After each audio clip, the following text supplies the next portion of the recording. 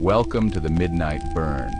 In Mississippi, the heat don't just rise from the asphalt, it rises from secrets buried deep in the dirt. And on one June day in Pearl, Mississippi, those secrets swallowed a man named Skylar Burnley. This is a summary of what is known to have happened the day he went missing, or what was said to have happened. A day like any other until Travis Brewer picked up the phone, called 911, said his truck was gone, said it had his phone inside, said he needed help. So Skylar Burnley, 27, did what most friends would do. He showed up, ready to help, ready to search. But Skylar wasn't ready for what that day had in store. Nobody was. Surveillance footage captured Skylar and Brewer getting snacks before heading to the woods. According to Travis, the GPS led them to a patch of woods near Rankin County. And Skylar? He walks into those trees and never walks out. Travis says they walked separate ways to cover more ground and then never saw him again. Skylar was gone, just like that, vanished, in the middle of the day, but something about that story ain't quite right. Here's that 911 call.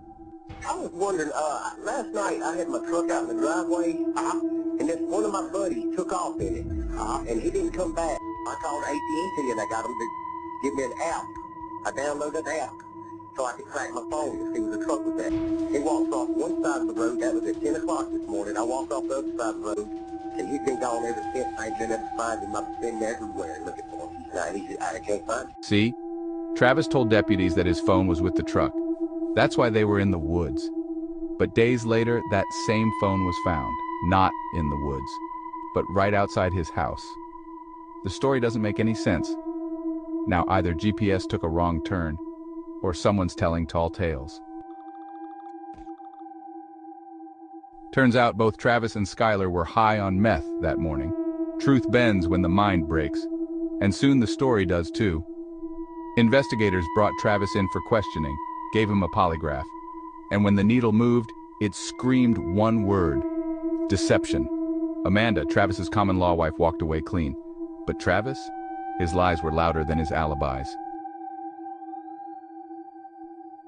100 first responders, ATVs, helicopters, boots in the mud, eyes in the sky, and not a single trace of Skylar Burnley. Not a shoe, not a shirt, not a soul who saw him after that night. It's like the woods swallowed him whole. Rumors start to crawl. Drug debts, gang ties, Skylar's struggles with addiction. Maybe it wasn't about a truck at all. Maybe it was a setup, and maybe, just maybe, Travis knew Skylar wasn't coming back from those woods. Brewer also left a note at the home of Burnley's uncle, where family members say he had once helped Burnley work on a car.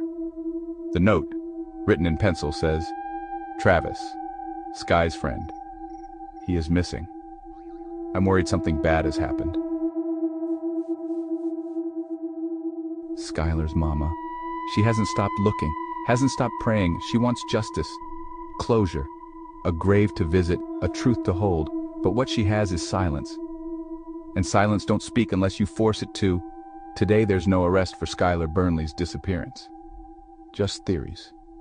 Just whispers. And a $20,000 reward for the truth. Somewhere out there, someone knows what happened. And one lie closer to the truth could break this case wide open.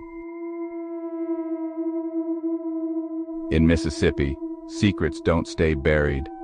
They sweat, they breathe, and one day, they scream. You've been watching the Midnight Burn.